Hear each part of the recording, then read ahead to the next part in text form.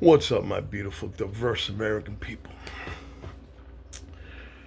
Well, I've kind of said that I've had a shift in consciousness.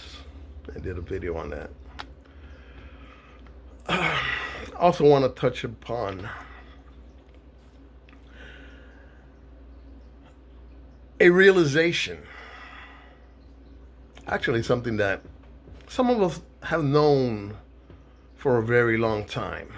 But I just want to ask you, have any of you come to the hard realization that those who should be your biggest supporters, the people who love you,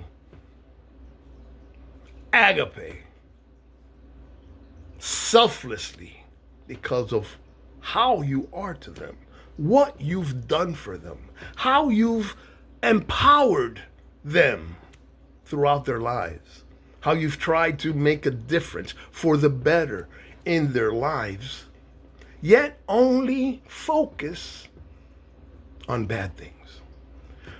Someone who, no matter what you say to motivate, empower, educate, they turn around into something negative. They say encouragement is manipulation.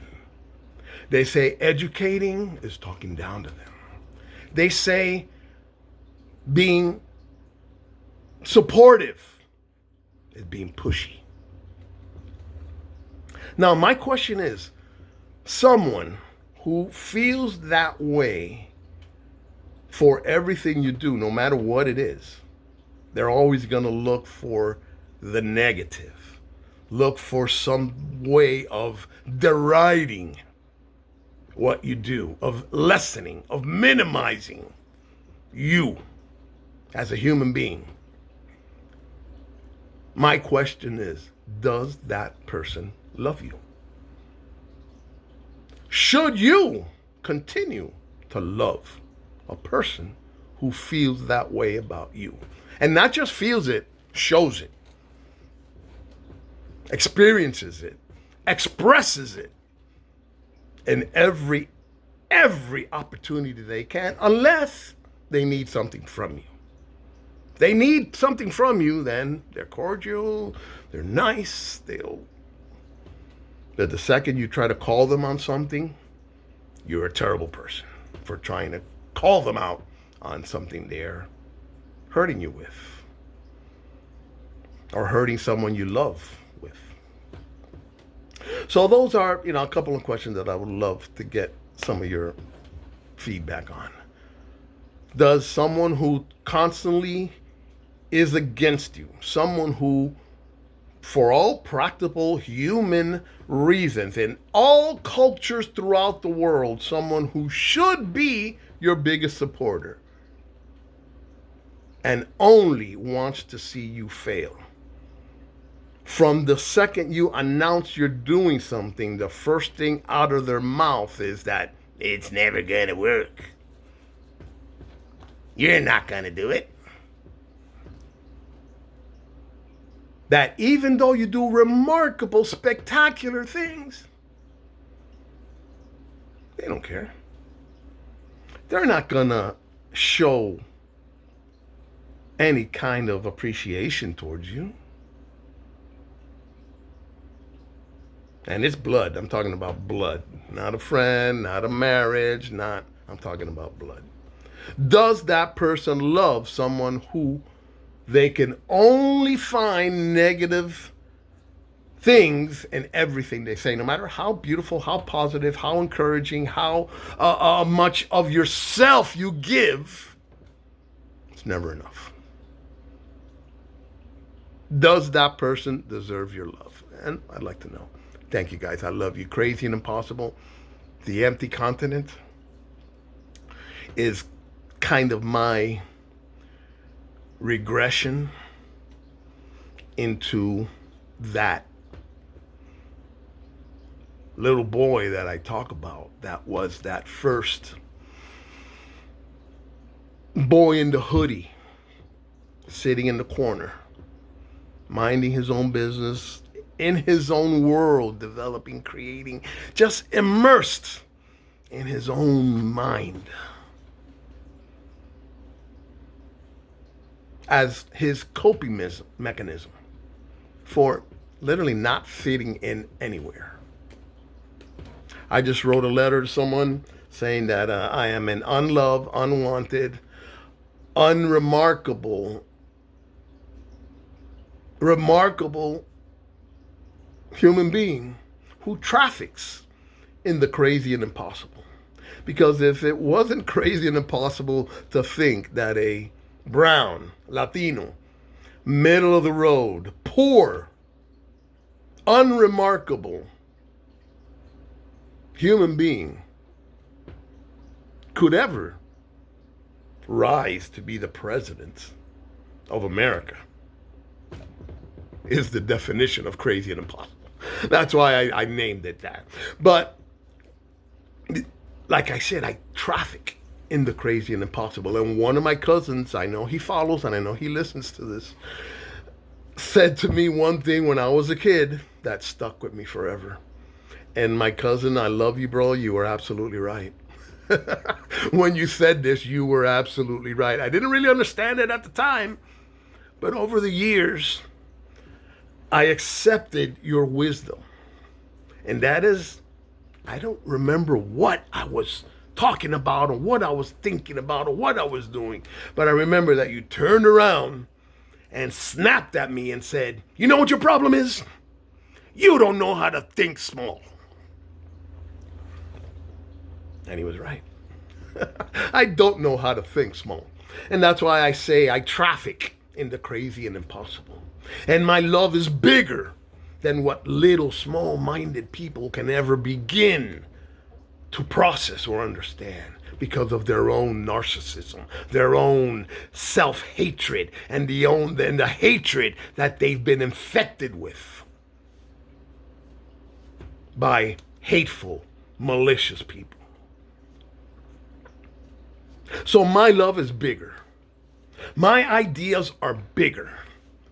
Everything that I want to do is bigger than what I can fund, do, build myself. There's an expression that says it takes a village. But if you're brown, black, disabled, female, immigrant, you're not part of that village. And that's why I am who I am.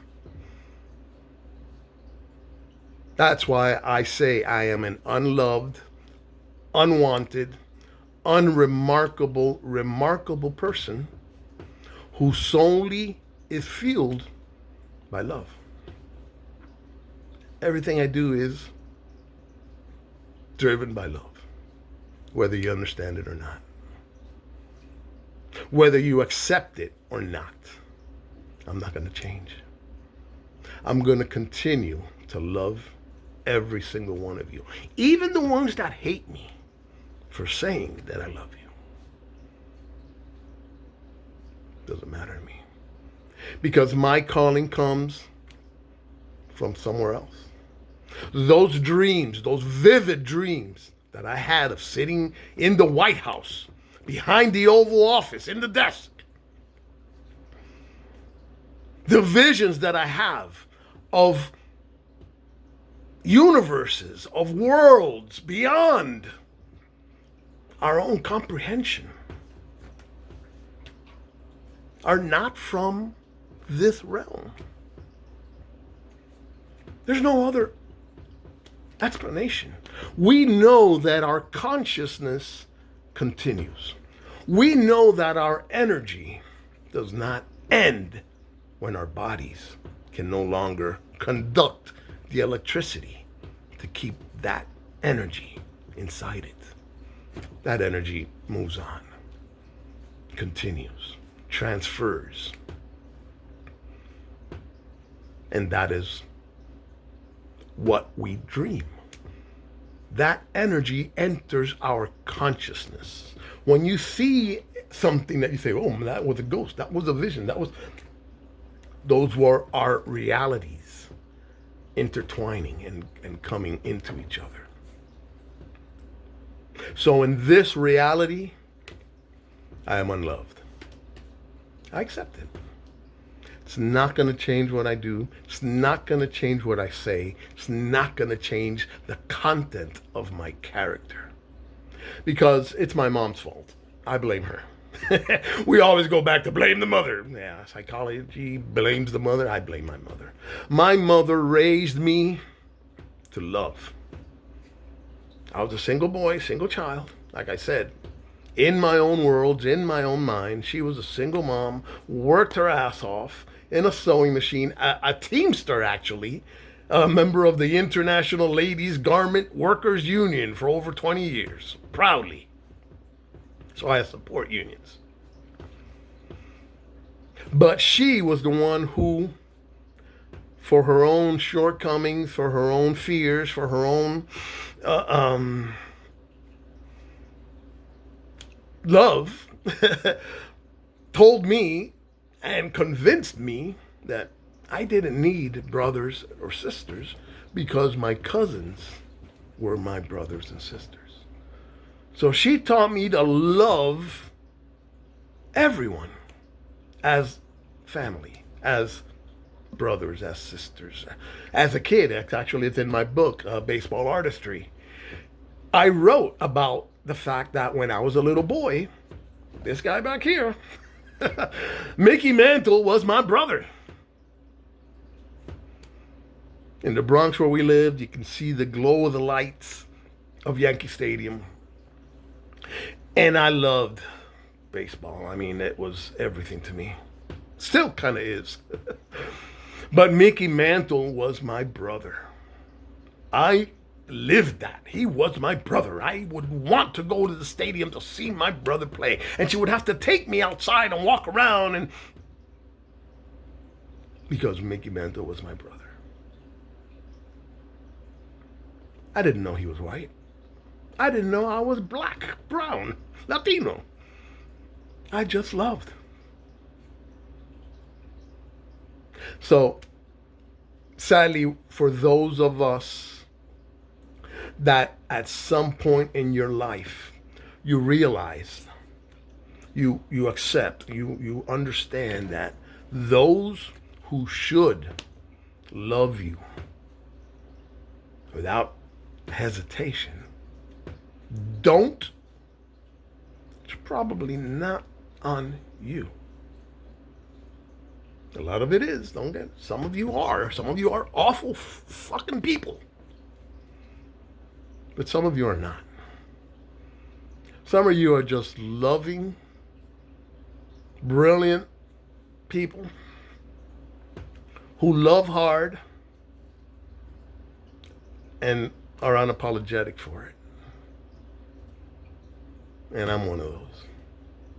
I'm not gonna stop loving the people I love because they don't love me. I'm not. I'm not built that way. I cannot hate someone just because they don't look like me. Just because they don't speak the same language I do. Just because they don't believe in the same religion or pray to the same God or love the same foods as I do, I can't hate them. I cannot hate. Period. Now, I'm going to qualify that. I hate situations.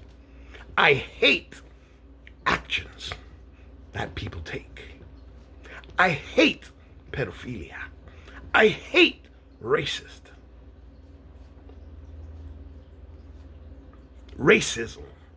Because even the racist themselves, it doesn't come from them. It was done to them. You're not born hating. You're not born hateful. That is imprinted on you. That is imposed on you. That is taught to you. So even in that case, I cannot love the racist. I hate the racism that they traffic in.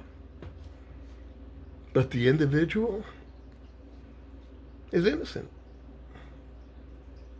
Has been weaponized against their own self-interest by greed, by ignorance, and hatred. I love you. I'd like to know, does someone who actively roots against you in everything you do and is always looking for a negative out of everything you say or do, does that person love you? I want to know the answer. God bless you guys. Crazy and Impossible, The Empty Continent. Talk about crazy and impossible. You thought it's hard for a brown, middle of the road, unremarkable, middle of the road, poor Latino to become president? I think getting my remarkable movie franchise that goes beyond everything that has been made to this point and answers the most telling question of the day of what if there had never been any immigrants? There were never any race slavery brought to these lands. There was never any immigrants, period, after the original settlers. That's what The Empty Continent brings out. And it's harder to get these 7 movies with plus spin-offs made, produced, turned into a reality. It's harder, I'm discovering, to get that than to become president. Because the system is designed to keep people like us out. I can't send my movie concept to a studio. I can't get them on the phone and say, hey, guys, I got a great idea. They won't even listen to me. The only way they'll do it is if you have a theatrical agent. And the only way you can get a theatrical agent is by hiring them and giving them a $20,000, $30,000 retainer so that they take you on as a client and can put your work before the studios and before the people who can get it made. So the roadblocks are already in place. They've been in place for many, many, many, many years. And I learned a lot about that when the publishing revolution came about, the self-publishing revolution, where I kept coming across authors. I began designing books, covers for a publisher out of New York. And he kept sending me these remarkable authors to do book covers and to design their books that were every bit as good as Stephen King, Dean Koontz, the ones that the big publishing houses would put everything into. These people were just as good, just as talented, even better in many ways. But they couldn't get their books published because the industry would say, we have Stephen King. Why would we bring an author that's better than him? Why would we give opportunity to someone who might take viewership, readership away from our author? So it kept hundreds of thousands of talented artists, talented writers, talented creators out of being seen, being known, being recognized. The internet opened a lot of that up. And we're seeing a lot more that we would never see. But those roadblocks to keep us out are still large and in charge. So again, it's the same concept. Gotta force them by love and intelligence to do the right thing. God bless you.